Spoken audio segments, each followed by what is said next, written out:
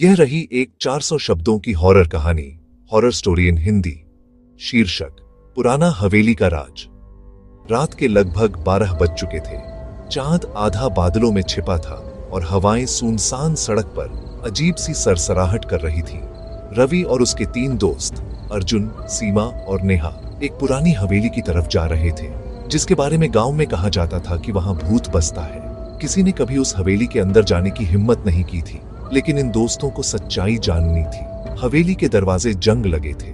जब रवि ने दरवाजा खोला तो उसकी चरमराहट की आवाज ने सबको सिहरन में डाल दिया। अंदर धूल जमी हुई थी और मकड़ी के जाल हर कोने में लटके थे।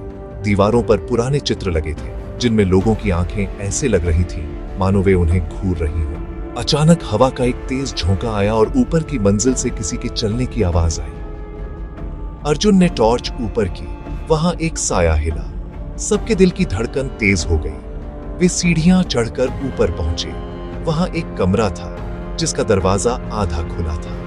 अंदर उन्होंने एक पुरानी डायरी पाई। सीमा ने उसे खोला तो पहला ही वाक्य था, मैं मर चुकी हूं, लेकिन मेरा इंतजार अब भी यहां है। तभी दरवाजा अपने आप बंद हो गया। चारों डर के मारे चिल्लाने लगे। टॉर्च बुझ गई और कमरा अंधेरे में डूब गया। अचानक दीवारों से एक धीमी हंसी की आवाज आने लगी। किसी औरत की परछाई उनके सामने उभरी, चेहरे पर खून के निशान और आंखों में आग जैसी चमक। उसने ठंडी आवाज में कहा, तुम लोग मेरे घर में क्यों आए? हम बस देखना चाहते थे कि यह सच है या झूठ।